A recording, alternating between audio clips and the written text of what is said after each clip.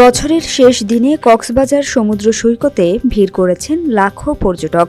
সৈকতে গোসল, বিকালে সূর্যাস্ত দেখা এবং জেলার বিভিন্ন পর্যটক কেন্দ্র ঘুরে সময় কাটাচ্ছেন তারা। তবে বর্ষ বিদায় উপলক্ষে আজ বুধবার রাতে সমুদ্র সৈকতসহ উন্মুক্ত স্থানে কোনো ধরনের অনুষ্ঠান না করার কঠোর বিধিনিষেধ দিয়েছে পুলিশ।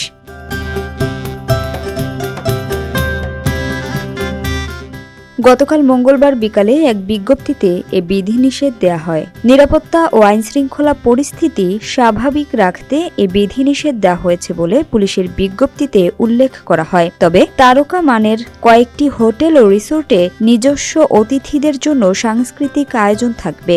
এতে বাইরের অতিথিদের অংশগ্রহণ সীমিত রাখা হয়েছে।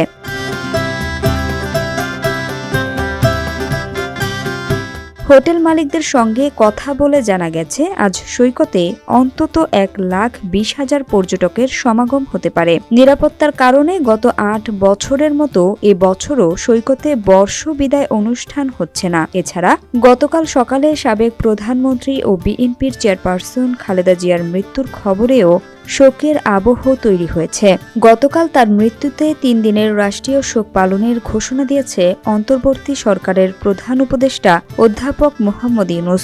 বর্তমানে কক্সবাজার শহরের 5 শতাধিক hotel, motel, resort, guest house ও কটেজের প্রায় 90% কক্ষ পর্যটকে ভরা।